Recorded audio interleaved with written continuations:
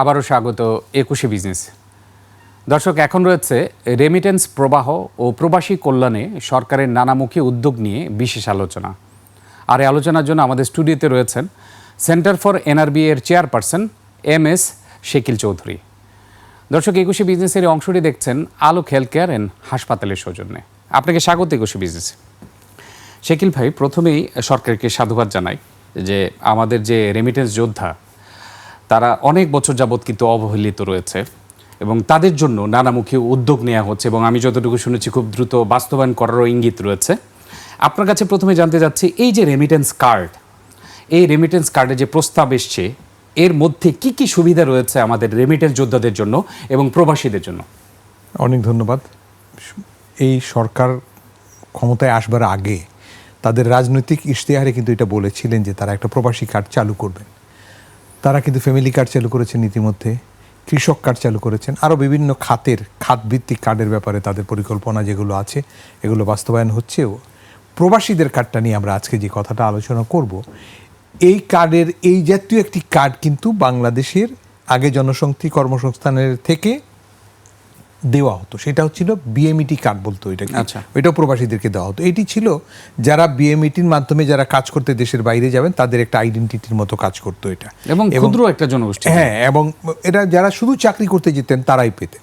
কিন্তু এই প্রবাসী কার্ড যারা চাকরি করতে যাবেন তারা নয়, যারা ওখানে থাকছেন, চাকরি করছেন না, নিজে ব্যবসা বাণিজ্য করছেন, অন্য কেউ ছাত্র হয়তো হিসেবে গেছেন, বিদেশে থাকছেন, যারা সেটেল আছেন তারাও কিন্তু এই প্রবাসী কার্ডটা পাওয়ার জন্য উপযোগী হবেন। এই কার্ডের বিশেষত্বটা হচ্ছে তার সাথে আর্থিক লেনদেনের সুবিধাটা এর মধ্যে সন্নিবেশিত করা হচ্ছে এবং এই কার্ডটি প্রথমে চালু করা হবে আমরা আশা করছি আগস্ট মাসের দ্বিতীয় সপ্তাহে। সরকারের ঘোষণা অনুযায়ী এটি তারা চালু করতে যাচ্ছেন।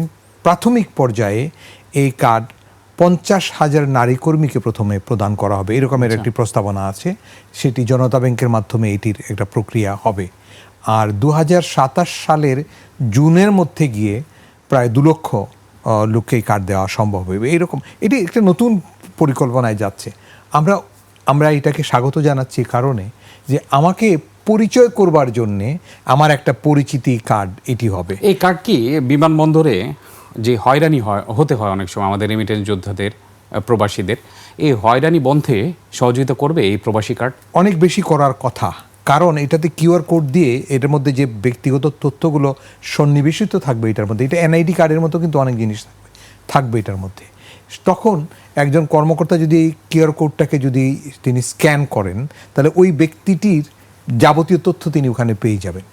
তিনি যদি ইতিবাচকভাবে দেখে তাকে সহায়তা করতে চান, এই কার্ডের কিউআর কোডের মাধ্যমে যে তথ্য তিনি পাবেন সেখান থেকেই কিন্তু তাকে সহায়তা করতে পারবেন। জি, আপনি বলছিলেন যে আর্থিক লেনদেনের সহযোগিতা হবে। আমরা যদি আরও ডিটেলসে যাই, বিশেষ করে রেমিটেন্স পাঠানোর ক্ষেত্রে ব্যাংকের সহযোগিতা পাবো, এক্ষেত্রে লোনেরও বিষয় রয়েছে।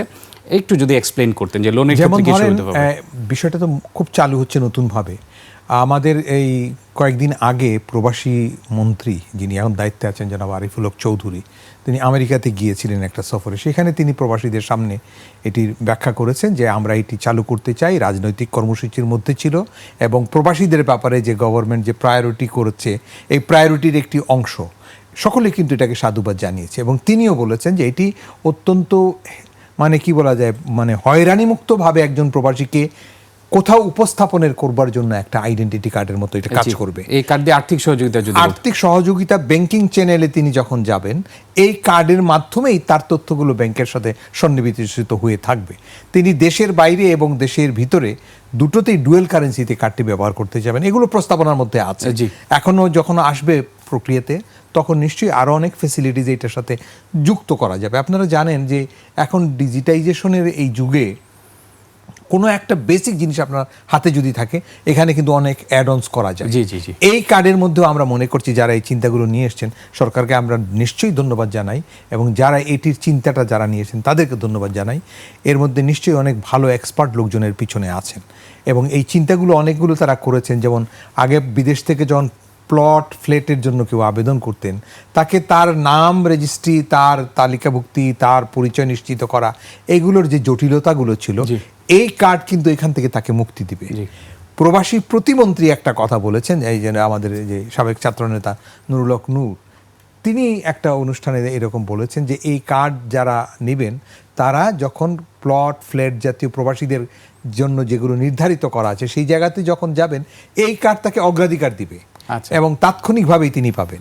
বিমানবন্দরে যখন তিনি এই কার্ড প্রদর্শন করবেন, প্রবাসী একজন যাত্রীর জন্য যে সকল সুবিধা সরকারের নীতির মধ্যে দেয়া আছে এগুলো পাওয়ার ক্ষেত্রে এই কার্ড তাকে সহায়তা করবে। জি। এই জিনিসগুলো যখন হবে, যেমন বিমানের টিকিট কিনতে যাচ্ছেন, সরকারের কিছু ঘোষণা আছে, একজন প্রবাসী যখন যাবেন তাকে যেন একটু অগ্রাধিকার দেওয়া হয়, এই কার্ড তাকে অগ্রাধিকারের পথটি সুগম করে দেবে। আমরা এই জন্য এই কার্ডটাকে ওয়েলকাম করতে চাই। আমরা চাই এই কার্ডটি সত্যিকার অর্থে যে চিন্তা থেকে এটি চিন্তা প্রসূত হয়ে এটি এসছে সেই কাজটি করুক। এটির যারা দেখভাল করবেন এবং যারা এটার ব্যবস্থাপনার সাথে থাকবেন, বিমানবন্দর কর্তৃপক্ষ, বিভিন্ন ব্যাংকিং কর্তৃপক্ষ, বিভিন্ন আইন শৃঙ্খলা আবার রক্ষাকারী বাহিনী, ইনারা যেন এই কার্ডটিকে ইতিবাচকভাবে গ্রহণ করেন। জি। এই কার্ডের মালিকানা যার থাকবে তিনি যেন নির্বিবাদে চলাফেরা করতে পারেন, সেটির একটা জি, সুরক্ষা হবে। আমি আর্থিক যে বিষয়টি রয়েছে এটি বারবার নিয়ে আসছি এই কারণে, আপনি জানেন প্রবাসী কল্যাণ ব্যাংক রয়েছে এবং আপনি যেটা বলেন জনতা ব্যাংকের মাধ্যমে কার্ড বিতরণ করা হবে। প্রথমে 50,000 নারীদের পর অন্তর্ভুক্ত করা হবে এবং আপনি জানেন প্রবাসীরা যখন রেমিটেন্স পাঠায় ভালো একটা অ্যামাউন্টে আসে কিন্তু দেশে, এবং এক্ষেত্রে যে ব্যাংকের মাধ্যমে আসে ওই ব্যাংকের 6 মাসের স্টেটমেন্ট দিয়ে অনেক ক্ষেত্রে লোনে আবেদন করতে পারে, কিন্তু অন্যান্য ব্যাংক কিন্তু সেটা অ্যাকসেপ্ট করে না। এরকম কি কোনো ব্যবস্থা করা যায় যে ক্ষেত্রে প্রবাসীদের তো অনেক সময় লোন নেওয়ার প্রয়োজন লাগতে পারে, সেক্ষেত্রে ইন্টার ব্যাংকিং সিস্টেম কি চালু করার কোনো কিছু বলা হয়েছে কি, অথবা সুবিধা দেওয়ার কথা চিন্তা করছে কি? আমার মনে হয় যে আপনি যে কথাটা আনলেন এটি যেহেতু একটা পজিটিভ ইমপ্রেশন থেকে অ্যাপ্রোচ নেওয়া হয়েছে, এটি কিন্তু রাজনৈতিক কোনো বিষয় নয়। জি। রাজনৈতিক দলগুলো তার রাষ্ট্র পরিচালনার প্রক্রিয়ার মধ্যে জনসেবার একটা অংশ হিসেবে এই প্রবাসী সম্প্রদায়ের জন্য কাজটা করেছেন। আমরা মনে করি এটা প্রশাসনিক বাস্তবায়ন পর্যায়ে যখন যাবে তখন কিন্তু এটা ব্যাংকিং চ্যানেলে, যেমন আপনি একটা এনআইডি কার্ড, আপনি কোনো একটা ব্যাংকে কাজ করেন, আরেকজন অনেক ব্যাংকে কাজ করেন, প্রত্যেকটা ব্যাংকের কিন্তু এনআইডিতে অ্যাক্সেস আছে। জি। এই কার্ডটিও কিন্তু এই এনআইডির মতো অনুযায়ী। করে একটা অ্যাক্সেস করবার সুযোগ তাদের হবে। এখন যিনি এইটাকে অ্যাক্সেস করবেন তার উপরে নির্ভর করবে যে তিনি এটাকে ওয়েলকাম করবেন কিনা, কতটা পজিটিভ ইমপ্রেশনে নেবেন। আমি মনে করি সরকারের দৃষ্টিভঙ্গি যখন বা রাষ্ট্র পরিচালনায় যারা থাকেন তাদের দৃষ্টিভঙ্গি যখন ইতিবাচক থাকে তখন কিন্তু ওই প্রশাসনিক ব্যবস্থাগুলো কিন্তু ইতিবাচকভাবে কাজগুলো করে, ডেলিভারি করে। তড়িৎ সিদ্ধান্ত দেবার ক্ষেত্রে এই সরকার প্রবাসীদের জন্য যেসব চিন্তা ভাবনাগুলো করেছেন, আরও একটি জিনিস কার্ডের বাইরেও আমি আজকে আপনার নজরে আনতে চাই। এই সরকার কিন্তু অনেক প্রবাসী মেধাবীদেরকে দেশে সম্পৃক্ত করবার একটা প্রক্রিয়া করেছে। বাজেটেও এটি হয়েছে। যেমন ধরেন একজন অভিজ্ঞ লোক দেশের বাইরে কাজ করেন, তাকে দেশে কিভাবে কাজে লাগানো যায়। তিনি প্রবাসী, তিনি হয়তো বাইরের একটা বড় বড় কর্পোরেটে কিন্তু দায়িত্ব পালন করছেন বা সেবা দিচ্ছেন বা সেখানে তার এক্সপার্টিসটা ইউটিলাইজ করছে অন্য দেশ। ওটার পাশাপাশি তাকে বাংলাদেশে কিভাবে কাজ করানো যায়, তাকে কিভাবে লাগানো যায়, এই চিন্তাটা আছে। রিসার্চের কাজে প্রবাসীদেরকে নেওয়ার চিন্তাভাবনা আছে। আপনারা জানেন দেশের বাইরে বিভিন্ন দেশে, বিশেষ করে পশ্চিমা দেশগুলোতে, উন্নত দেশগুলোতে বিশেষ করে, সবগুলো মানুষ কিন্তু 12 মাস কাজ করে না, তাদের কিন্তু যথেষ্ট লেজার টাইম থাকে। এই ব্রেক টাইমগুলোতে বা সামার ভ্যাকেশন অথবা আপনার শীতের ছুটি, গরমের এইটা নানান রকমের বিষয়গুলোতে যদি আমরা এই প্রবাসী সম্পদগুলোকে দেশে লাগাতে চাই, কাজে লাগাতে, শিক্ষক সম্প্রদায় যারা আছেন আপনার তাদেরকে যদি আমরা এখানে বাংলাদেশে ফিজিক্স, কেমিস্ট্রি বা এই জাতীয় কাজগুলোতে, ম্যাথমেটিক্সে যারা আছেন, ইংরেজি যারা পড়াচ্ছেন, অনেক অভিজ্ঞ লোকজন বাংলাদেশি প্রবাসী আছেন, টেকনিক্যাল সাইডে অনেক লোকজন আছেন, এই যে আইটিতে অনেক ভালো ভালো লোকজন আছেন, এদেরকে যদি আমরা এই তাদেরই লেজার টাইমটাকে যদি বাংলাদেশে তাকে হলিডে মেকারের মতো করে যদি তার একটা কাজে লাগাতে চাই, এটার সুযোগটা সরকার করার চেষ্টা করছেন। ডাক্তার ইঞ্জিনিয়ারদেরকেও কিন্তু সেখানে আনবেন, যদিও ডাক্তার্স কাউন্সিলের যে একটা বিধিবিধান আছে বাইরে থেকে এসে এটা করা যায় না। আমি নিশ্চিত এই সরকার এগুলো মাথায় রেখেই এই অবস্টাকলগুলো মোকাবেলা করেই প্রবাসী মেধাগুলোকে বাংলাদেশে কাজে লাগানোর চেষ্টা করবেন। আপনি যেটা বললেন খুবই ভালো পরিকল্পনা করা হচ্ছে, কিন্তু প্রবাসীরা প্রাথমিকভাবে যে বিভিন্ন অন্যান্য দেশে যায় এর অন্যতম প্রধান কারণ কিন্তু বাংলাদেশে ওইরকম পরিবেশ পায় না, অনেক ক্ষেত্রে কম্পেনসেশনও ওইভাবে পায় না। সেই ক্ষেত্রে তারা যেন বাহিরেই না যায়, দেশে বাহিরেই না যায়, দেশে থেকে ভালো কিছু করতে পারে, এই ব্যাপারে কোনোদিন কি কোনো ধরনের উদ্যোগ নেওয়া হয়েছে? কারণ বাংলাদেশ থেকে কিন্তু প্রচুর মেধা পাচার হয়ে যাচ্ছে, এটাকে অনেকে মেধা পাচার বলে থাকে, কারণ বাংলাদেশে পরিবেশ না থাকার কারণে অন্যান্য দেশে গিয়ে জব করছে। এই জন্য সরকার কোনো কিছু ভাবছে কি? এই কথাটাই বলেছি আমি, যে বাজেটে কিন্তু সরকার এবার এই মেধাগুলোকে কাজে লাগাবার জন্য একটা পরিকল্পনা গ্রহণ করেছেন, সেখানে আবার থোক বরাদ্দও রেখেছেন। এইটি যদি আপনার রিয়েলিটিতে ট্রান্সলেট হয়, বাজেটে কিন্তু অনেক প্রস্তাবনা থাকে। না, আমি বলছি যারা দেশে আছেন, দেশের বাইরে আছেন, না বাইরে যারা আপনি যেটা বলেছেন আমি বুঝেছি, দেশের বাইরেও যাদেরকে পাঠানোর জন্য এই যে ঋণ সুবিধা প্রদান করা এবং যারা এক্সপার্ট স্টুডেন্টসদেরকে তাদেরকে যাবার সুবিধা করে দেওয়া। আমি যে কথাটা শুরুতে বলেছিলাম যে সরকারের দৃষ্টিভঙ্গি যদি ইতিবাচক থাকে, সহায়তামূলক মানসিকতা থাকে, তাহলে কিন্তু প্রশাসন ডেলিভারি করতে পারবে। আমি আবারও আপনার কাছে একটু ক্লিয়ার হতে যাচ্ছি যে আমাদের দেশে এখন যারা গ্রাজুয়েট হয়েছে, রিসেন্ট গ্রাজুয়েট যারা, বুয়েট বলেন, আপনি ডাক্তার MBBS বলেন, যত ধরনের আপনার গ্র্যাজুয়েশন করে ভালো একটা অবস্থানে আছে, অনেকে কিন্তু বাহিরে একটা ভালো চাকরি নিয়ে যাওয়ার চেষ্টা করে, ভালো একটা লাইফের জন্য, একটা ভালো কম্পেনসেশনের জন্য। তাদেরকে দেশে রাখার জন্য কোনো ধরনের ব্যবস্থা অথবা কোনো ধরনের স্ট্রাকচারাল চেঞ্জ কি আসতে যাচ্ছে? চিন্তাতে তো নিশ্চয়ই সরকারের কর্মসংস্থানের যে পরিকল্পনা সরকার করেছেন, এটার মধ্যে সরকারের এগুলো চিন্তা ভাবনা আছে, সব সরকারেরই থাকে, কিন্তু উনি কতটা করতে পারেন ডিপেন্ড হলো যে এটার সাথে কিন্তু একটা অর্থনীতির যোগ আছে।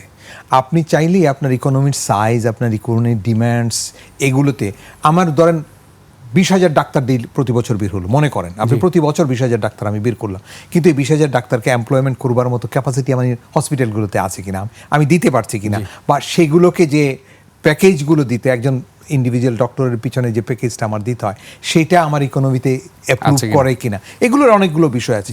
তবে অনেক জিনিস করা যায় যখন মন মানসিকতা ভালো থাকে, যখন আপনি নাগরিককে তার সেবা দিতে চাইবেন। ক্ষমতার মসনদে বসার জন্য এই নাগরিকের সিঁড়ি ব্যবহার যারা শুধু করতে চান, তারা কিন্তু দিনান্তে তাদের জন্য কিছুই করেন না।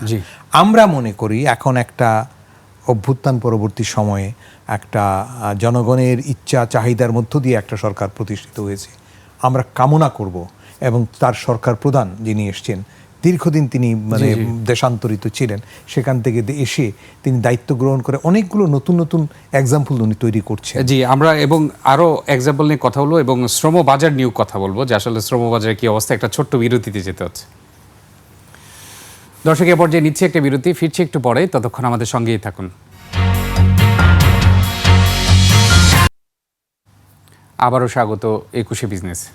দর্শক, বিরতির আগে রেমিটেন্স প্রবাহ ও প্রবাসী কল্যাণে সরকারের নানামুখী উদ্যোগ নিয়ে কথা বলছিলাম সেন্টার ফর NRB এর চেয়ারপারসন MS শেকিল চৌধুরী এর সঙ্গে। প্রিয় দর্শক, 21 বিজনেসের অংশটি দেখছেন আলোক হেলথ কেয়ার অ্যান্ড হাসপাতালের সৌজন্যে। আবারও ফিরছি আলোচনায়। শেকিল ভাই, এখন আপনার কাছে যেটি জানতে যাচ্ছি, আমরা বিভিন্ন প্রবাসীদের কাছ থেকে এই অভিযোগটি শুনে থাকি। বিশ্বের বিভিন্ন দেশে বাংলাদেশের যে দূতাবাস রয়েছে, এক তো হচ্ছে তাদের সাথে যোগাযোগ করাও অনেক কঠিন হয়ে থাকে, এবং যে মুহূর্তে তাদের প্রয়োজন ওই মুহূর্তে সেই সেবাটা পায় না। এবং এই দূতাবাসের যদি সেবাটা পরিপূর্ণভাবে নিশ্চিত করা যেতে পারতো, তাহলে অনেক প্রবাসীর লাইফ অনেক ইজি হয়ে যেত। এক্ষেত্রে সরকারের কোনো উদ্যোগ রয়েছে কি, অথবা কিছু করা যায় কি? ভালো কথা বলেছেন। প্রথম হলো সরকারকে দেশের বাইরের যে মিশনসগুলো আছে ওগুলোকে বাংলাদেশ চিন্তা করতে হবে। বাংলাদেশের মধ্যে আপনার পক্ষের লোক থাকবে, বিপক্ষের লোক থাকবে, ঠিক ওভাবেই প্রত্যেকটা মিশনকে প্রত্যেকটা বাংলাদেশের ঠিকানা এইটা ভাববার মতো একটা পরিবেশ তৈরি করতে হবে, রাজনৈতিকভাবে নয়। দোষী লোকজন থাকে, দেশেরও আছে বিদেশেও আছে, সেগুলোকে আইনের আওতায় আনতে হবে। বিদেশেও যদি কোনো লোকজন আমাদের মানে দেশের বিরুদ্ধে কোনো কাজে থাকেন, তাকেও আইনের আওতায় আনতে হবে। ভাবমূর্তি নষ্ট করার কাজে কেউ যদি জড়িত থাকেন, তাকেও আইনের আওতায় আনতে হবে। এই জায়গাগুলো যদি আমরা করতে পারি, আমাদের কিন্তু আন্তর্জাতিক আমাদের ভাবমূর্তি উজ্জ্বল হবে। আমরা যে বাংলাদেশের ব্র্যান্ডিংয়ের কথা বলি, এই যে কিছুদিন আগে এখানে আমরা ঢাকায় প্রোগ্রাম করেছি, সরকারের বিভিন্ন মন্ত্রী এসছেন, নতুন সরকারের এসে কথাবার্তা বলেছেন।